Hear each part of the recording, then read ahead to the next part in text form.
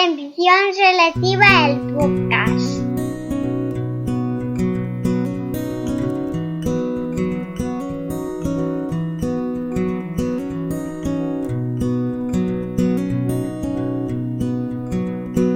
Buenos días, hola a todos, hola a todas y bienvenidas, bienvenidos a Atención Selectiva, el podcast.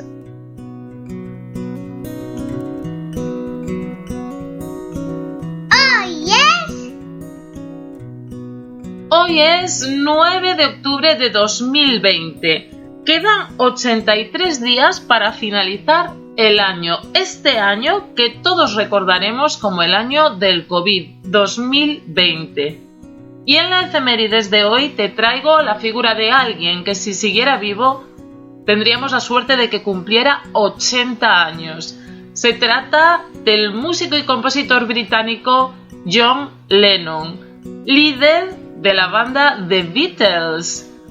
John Lennon, el artista, músico, multiinstrumentista, compositor, poeta, pintor, escritor y pacifista, activista de la ideología de no violencia y de paz.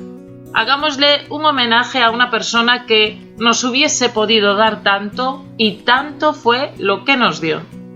También un 9, pero de noviembre de 1966, John Lennon conoció a Yoko Ono, la que fue su pareja durante poco más de 11 años. De hecho, una de las curiosidades sobre John Lennon es que estaba obsesionado por el número 9, pues muchos acontecimientos importantes de su vida les sucedieron en días 9. Yo espero que el día 9 de hoy te traiga también algo especial.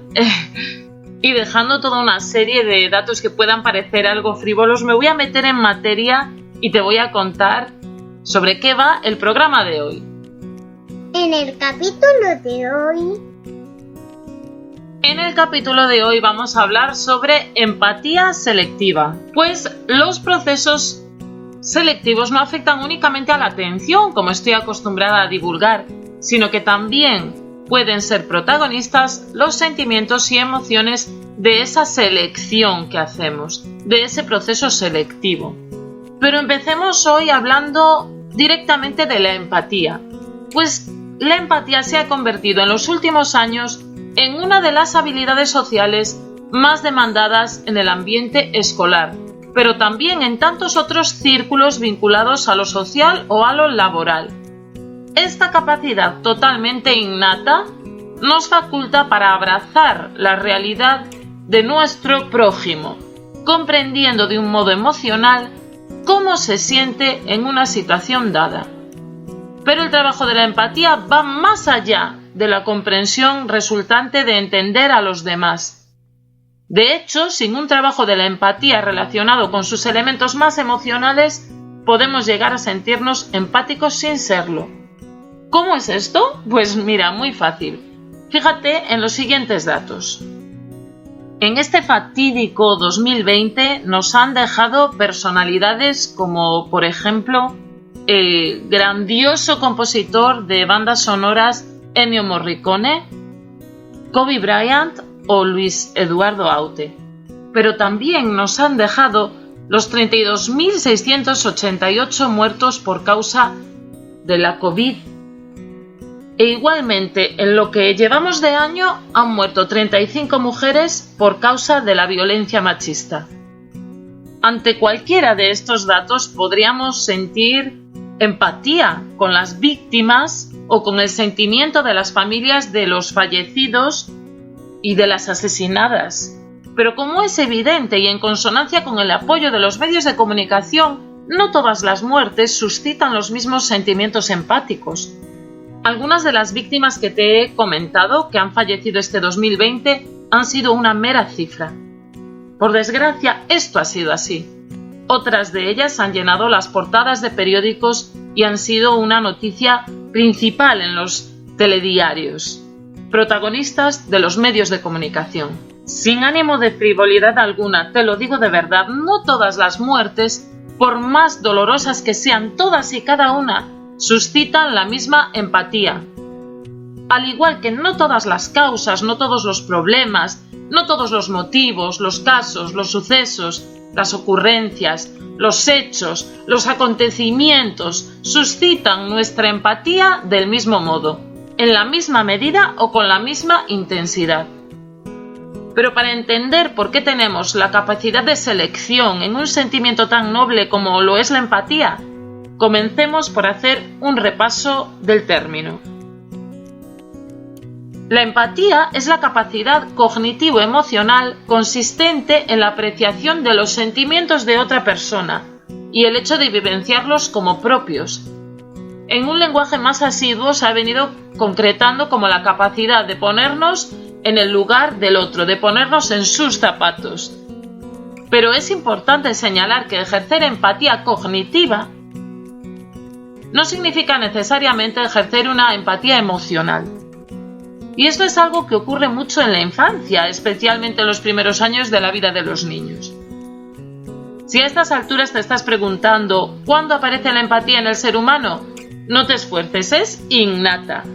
Los últimos avances en neurociencias y concretamente en el estudio de las neuronas espejo nos dicen que la empatía no solo viene de serie, sino que puede que sea un acelerador innato de la cognición. Por tanto, somos seres inteligentes que tenemos la capacidad de sentir empatía intelectualmente. Por ejemplo, si un niño pequeño, por un descuido, rompe el plasma del salón de sus padres, con bastante probabilidad se sentirá apenado, pues entenderá que dicha situación producirá malestar en estos. El niño siente empatía, pues se pone en los zapatos de sus progenitores, entendiendo que la rotura del televisor causará un perjuicio económico muy probablemente. El ejercicio de la empatía en este caso es intelectual y emocional. El niño siente empatía y entiende por qué sus actos generarán un pesar en otras personas. Por tanto, la empatía emocional coincide con la cognitiva. Sin embargo, esto no es siempre así. Puedes comprender y entender perfectamente el dolor de una persona próxima, pero no experimentarlo, no sentirlo o simplemente no ponerte en su piel.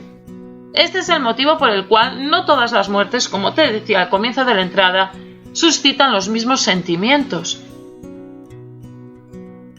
La empatía es selectiva.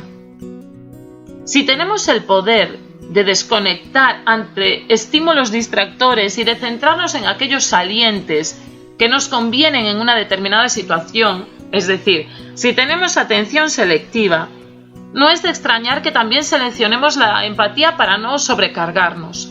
Es una pauta general en las personas altamente sensibles o muy empáticas que el peso de ese ponerse en el lugar de los demás conlleve graves problemas emocionales. Por tanto, la empatía selectiva puede resultar beneficiosa para no cargar con demasiadas emociones ajenas, pero igualmente nos sitúa en una dicotomía cuyos extremos son siempre nocivos. Tener una empatía selectiva agudizada nos desvincula de nuestro componente más humano, más filántropo, más social. Es el caso integral de ese amor desmedido por los animales mientras los niños pasan hambre, tanto como otros de índole más mundana, como restar importancia a los problemas cotidianos de los demás, aun a sabiendas de lo duros que para ellos resulten. Es como escuchar todos los días una cifra de fallecidos del COVID en los telediarios sin que los lleguemos a asociar con personas realmente, que son vidas humanas, que si te toca de cerca te duele de verdad. El trabajo de la empatía debe ser uno de los pilares básicos en el manejo de la educación emocional, tanto en las casas como en las aulas. Este trabajo tiene además un beneficio a mayores del aprendizaje en sí, pues favorece la interpretación de las necesidades de los otros. Para conseguir un mejor clima en el aula, en el hogar, en el parque, en el equipo de fútbol, es imprescindible el ejercitarla. Pero además, la empatía se ha venido reconociendo como la principal característica laboral para ejercer un liderazgo sano. Ayuda en la resolución de conflictos, favorece la escucha activa, evita prejuicios, genera sinergias emocionales y crea auténtica magia. Pero no podemos olvidarnos de practicar con el ejemplo, pues entender qué es empatía no es sinónimo de sentirla. Para luchar contra la empatía selectiva tenemos una herramienta facilitadora que es gratuita y que sale de manera natural. El apego. Mostrar a nuestros hijos y a nuestros alumnos, a nuestras alumnas, a nuestras hijas, amor por los demás, cariño y compasión, es un aprendizaje que genera una cognición emocional sobre la que posteriormente se desarrollará un concepto de empatía más elaborado. Enseñar desde la cuna a analizar las caras de los demás, a comprender que hay más personas alrededor que sufren, a adivinar qué les sucede a otras personas será fundamental, pero más aún lo será el ejemplo. Un padre, una madre o una docente que empatiza con su hijo o alumno no solamente es una persona prosocial, sino que es desencadenadora de una empatía sana desde el aprendizaje mediante modelado. El niño aprende a ser empático porque ha visto cómo sus figuras de apego lo han sido con él. Aprende a sentirse apenado cuando rompe el televisor de 42 pulgadas, porque lo ha visto previamente cuando su madre se apenaba cuando se rompía su juguete favorito. Tan sencillo y tan difícil al mismo tiempo. En una sociedad corrompida por las individualidades, debemos confiar en nuestra capacidad de amar, para que las nuevas generaciones dominen la empatía racional. Pero no me quiero ir sin reconocer también los beneficios de una empatía selectiva, cuando tiene un grado o una medida óptimos. Ser selectivamente empático es una buena alternativa cuando permanecemos abiertos a escuchar los problemas y las angustias de los demás sin juzgarles, sin convertirnos en coautores de su historia. Esta es la mejor forma de ayudar a los demás. Una empatía fuerte, pero no reactiva, que no nos haga caer en errores como ser excesivamente sensibles y frágiles ante la naturaleza del mundo o todo lo contrario. Poder ser agentes del cambio útiles y que nos capacite este tipo de empatía para ayudar sin juzgar a los demás. Difícil, pero no imposible. Y nos despedimos ya por hoy con la cita de la semana. La cita de la semana. Y esta semana, y hablando de empatía, venimos con una cita de alguien al que siempre recomiendo. Y es Daniel Goleman, el primero en relacionar la educación emocional con la atención selectiva. Y el primero, concretamente, en hablar de distractores emocionales, algo que considero cambiaría muchísimo la forma de percibir los procesos atencionales en relación con lo emocional. Y la cita dice así: la empatía exige suficiente calma y sensibilidad para que las señales sutiles de los sentimientos de otra persona puedan ser recibidas e imitadas por el propio cerebro emocional. Y me despido ya, no sin antes recordarte que si te ha gustado, si te ha parecido de interés o incluso si consideras que podría ayudarle a alguien cercano, no dudes en compartirlo, que le des al corazoncito, que compartir es crecer y que si puedes, pues eso, lo compartas, lo hagas llegar a quien creas que lo pueda necesitar o que lo pueda valorar. Y sin más, ya te dejo hasta el próximo viernes, como todos los viernes por la mañana a las 8 en punto. Atención selectiva, el podcast en Spreaker. Hasta la semana que viene, amigos.